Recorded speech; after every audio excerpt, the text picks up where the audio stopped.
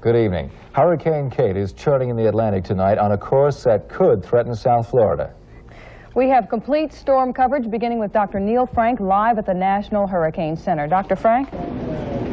Hurricane warnings are still in effect on the Florida East Coast from Jupiter Inlet southward through the Florida Keys and on the Florida West Coast northward to Fort Myers, including all of Lee County. Now, during the evening hours, the satellite pictures would indicate that the center of the storm has continued to move towards the west. A river of air has picked this storm up and is moving along at maybe 20 miles an hour. The center at 11 p.m. was near the Cuban coast. The coordinates on the position would be 22.2 north, 77.9 west.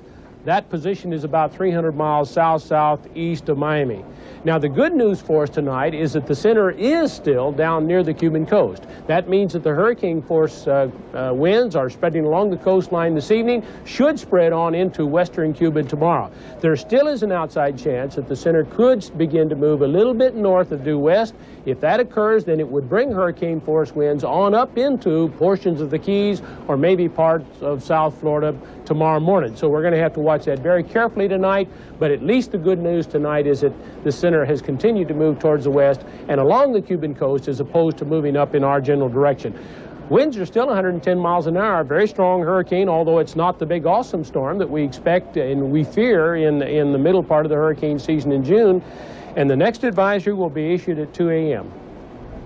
Thank you, Dr. Frank. Dr. Neil Frank at the National Hurricane Center in Coral Gables. Along with Dr. Frank, News Center 7's meteorologist Bob Soper is keeping an eye on Kate, and he's at the weather map right now with the storm's latest locations. Bob? Well, as Dr. Frank tells you, the storm center has now just rested on the northern coast of Cuba. You can get a very good look at the eye right there, and it is definitely just barely touching the coast of Cuba. The southern part of the storm, however, is the smallest part, as you can tell. The northern part is the one that is going to bring the gale warnings, or the gale force winds into southeastern Florida. We have hurricane warnings, of course. Here's the way she stands now. 22.2 north, 77.9 west, as Dr. Frank indicated, about 300 miles southeast of Miami, moving toward the west at 20 miles per hour, with winds of 110 miles per hour. I colored in some of the more dangerous areas, and we're beginning to see some of the spiral bands of rain beginning to move into our radar scope. We'll show you that a little bit later on. Still, the best potential exists in the Middle Keys. We'll see if there's an update on that for you coming up just a little bit later in this newscast, and we'll tell you a little bit more about what happened in the rest of the United States, as though we really cared. We'll tell you more later. Peter and Sally? Our attention is focused here. That's true, Bob. Thank you.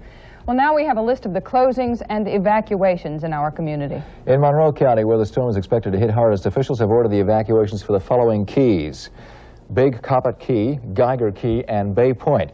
People living in the areas are ordered to leave the upper Keys. Officials are also ordering a mandatory evacuation for all mobile homes in Key West. All other residents are urged to voluntarily evacuate the area. Monroe County Public Schools will be closed. In Dade County, an evacuation has been ordered for all mobile homes, and emergency officials are recommending voluntary evacuations for frail, elderly, or people needing special care east of Collins Avenue and on Key Biscayne. All public schools, the University of Miami, Barry University, Miami-Dade Community College will be closed. Garbage pickup has been suspended until further notice, but Miami International Airport will remain open. In Broward County, officials are ordering a voluntary evacuation of all mobile homes and all residents along A1A from the ocean to the Intracoastal. They're being asked to voluntarily evacuate. Public schools will be closed there tomorrow, as well as Florida Atlantic University and Broward Community College. But Broward courts and the Fort Lauderdale-Hollywood International Airport will stay open. For more information, you can call some special hurricane hotlines. In Dade, you can call this number. It's 596-8735. That's 596-8735. And in Broward, the number is 357-8454. That's 357-8454. And now here's a list of all the evacuation centers open in South Florida, beginning in Dade County. The Lindsay Hopkins Technical Education Center at 750 Northwest 20th Street. Miami Edison High at 6161 Northwest 5th Court. North Miami Senior High School at 28401 Southwest 167th Avenue. Also in Dade, Miami Sunset High School at 13125 Southwest 72nd Avenue. McMillan Junior High, 13100 Southwest 59th Street. Royal Green Elementary, 13047 Southwest 47th Street. The FIU South Campus, Building S5 on US 441 and Southwest 107th Avenue. Flagami Elementary on 920 Southwest 76th Avenue.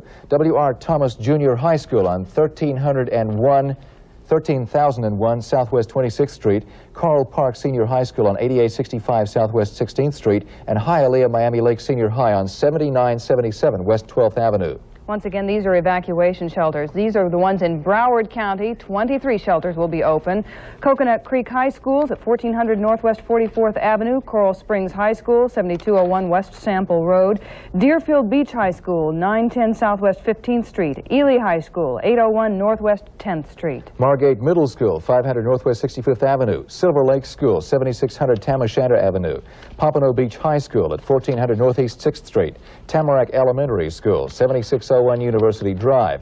Taravella High School at 10600 Riverside Drive. Boyd Anderson High School at 3050 Northwest 41st Street. Castle Hill Elementary at 2640 Northwest 46th Avenue. Dillard High School at 2501 Northwest 11th Street and Northeast High at 700 Northeast 56th Street. Plantation High at 6901 Northwest 16th Street and Piper High School at 8000 Northwest 44th Street. South Plantation High at 1300 Southwest 54th Avenue. Western High School at 1200 Southwest 136th Avenue. Attucks Middle School at 3500 North 22nd Avenue. Hallandale High at 720 Northwest 9th Avenue. And of course, these are evacuation centers we're talking about here. Hollywood Hills High School, 5400 Sterling Road. Miramore High School at 3601 Southwest 89th Avenue. Pembroke Pines Elementary at 6700 Southwest 9th Street, and Pioneer Middle School at 5350 Southwest 90th Avenue. News Center 7's Health and Science reporter Dr. John Miller is keeping an eye on Kate at the National Hurricane Center right now, and he's standing by with this live nightside report. John? Sally, I've been here not only watching the storm, but also watching the people whose job it is to watch the storm. Let me bring you up to date on what they've been doing. As day turned to night, a fresh staff of forecasters took over the job of tracking the storm. A new ham radio operator took over, listening for damage reports transmitted by other hands throughout the Caribbean. Very little damage was reported. Roger, Till 06, have it. Charlie, copy on all of observation 2, over.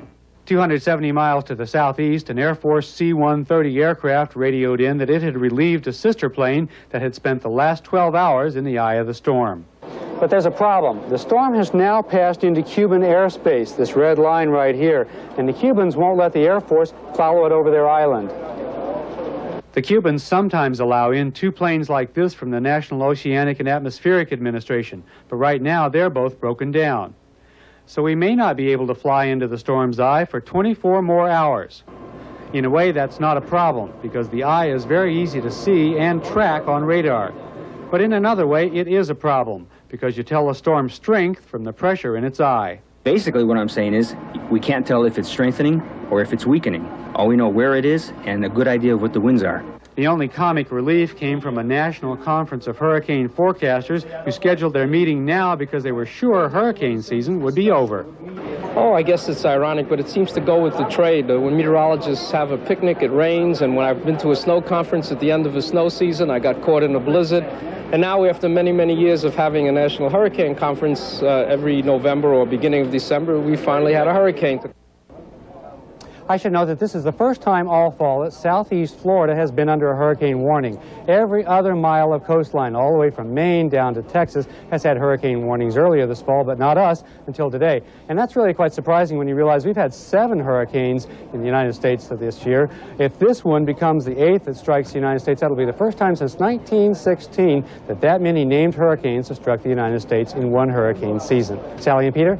Thank you, John. News Center 7's John Miller reporting live from the National Hurricane Center. Oh, how well are the evacuation orders being followed? Not so well, from what News Center 7's Michael Williams has found out. He's standing by live at Dade's Emergency Operations Center with more in this Nightside report. Michael. The people here at the Emergency Operations Center have been keeping tabs on the situation all day long, but because it's been a relatively calm evening here in Dade and Broward counties, a good many people we talked to tonight said they're going to take a wait-and-see attitude before they decide whether or not to clear out from the designated areas. They battened down the hatches at the Betsy Ross Hotel, but beyond that, you'd hardly know that Hurricane Kate is on the prowl. This foursome felt good company and a hot poker game outweighed the recommendation to move to higher ground. The last time we had a hurricane, we didn't evacuate either. You're not worried? No. won't go under any circumstances? Oh, if the circumstances get worse, I certainly will go. But right now, you're going to sit tight. Right now, I'm sit tight. Up and down Miami Beach's Ocean Drive, the scene is pretty much the same. You can find hurricane preparations going on in a lot of spots, and most everyone's staying indoors. But so far, very few people are packing up and heading out. Well, I think it's too premature now to go. You still have maybe 12, 14 hours, 16 hours before anything happens. That doesn't give you much lead time if it sneaks up on us. Well, I don't think it will.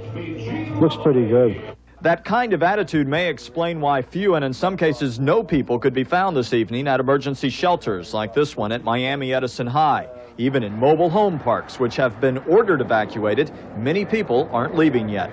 I don't think we should leave before 9 o'clock in the morning, if the weather doesn't change. Because you just don't feel the weather's bad enough now? No, I don't think so, no.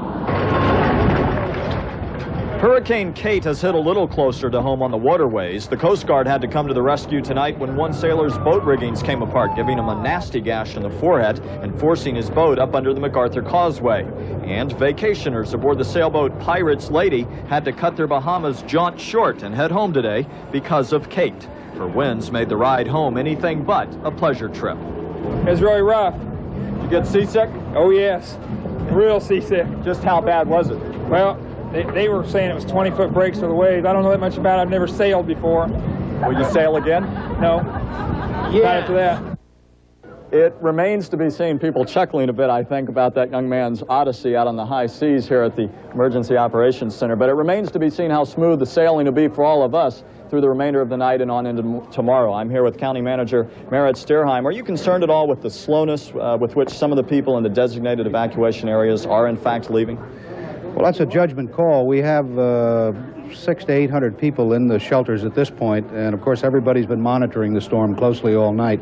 In fact, at this time we've decided that tomorrow will be a normal day. County offices will be open, and I would urge all of our county employees to monitor their radio and television at 7 and 6 in the morning. Unless the storm makes a radical shift to the north, we're going to be open for business. All right, we're talking about 22,000 county workers. So 22,000, that's correct. And I take it from what you've said, you're not terribly concerned about how evacuation or non-evacuation, as case may be, is going. Well, the timing on this storm was a little difficult because, you know, when you're faced with the evening and people go to sleep and they wake up in the morning, if that storm shifts and moves directly at us, then there's a limited amount of time. The buses don't roll when you're over 45 miles per hour on the wind. So you have some logistical problems that were of concern to us. Right now, it's encouraging. The storm continues to move westward. We'll be in for some squally, windy weather, but not any worse than a normal tropical storm. Dade County Manager Merritt Stearheim, thank you very much for taking a few minutes to be with us this evening. Also, we'd heard some earlier word that there would be no garbage pickup tomorrow. We are now getting some late word that in fact has changed, and you can expect garbage pickup tomorrow at your home in Dade County if you would normally have it scheduled for then. Now back to Sally and Peter. Thank you, Michael. News Center 7's Michael Williams reporting live from the Dade Emergency Operations Center in Southwest Dade. As we reported earlier, the Keys are expected to be hardest hit by Hurricane Kate, and News Center 7's Brian Cabell is in Key West tonight, and he joins us now live via our News Star 7 satellite. Has it gotten any worse there, Brian? Sally, I can barely hear you because if you happen to stop in at Sloppy Joe's this evening, as we have, you would hardly know that a hurricane is rapidly approaching. What you have is football. You had News Center 7, as a matter of fact, a little while ago. You have some music, you have some happy people, you have some drinking. But we did happen to tour the island in the last couple of hours, and people are making preparations for this hurricane. 3 or 4 months ago with Elena, they did not. They are this time. Some people are taking this very seriously. Merchants have been busy this evening putting up plywood, setting shutters. This hurricane seemed like more than just an idle threat. Department stores were busy. The popular items, batteries, candles, sterno, tape. Are you worried about it at all? Well, I think there's probably a little anxiety, sure. You know, what's going to happen? How low is it? You know, I mean, the water level. I think that's what we're worried about the most. What are you going to do when it hits? We're going to be right here, boarded up, inside the store here. Ever been through a hurricane? No, never have. Unfortunately, I don't want to either, but can't run it away from it, right? Food stores were crowded. There's no telling if they'll be open in the morning.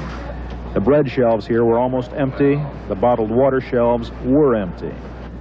The houseboats docked here are in the most serious jeopardy. Most of their owners have now evacuated. You worried that you might lose the boat? Yeah, because we live on it. But not much you can do about it. Nothing we can do about it. No.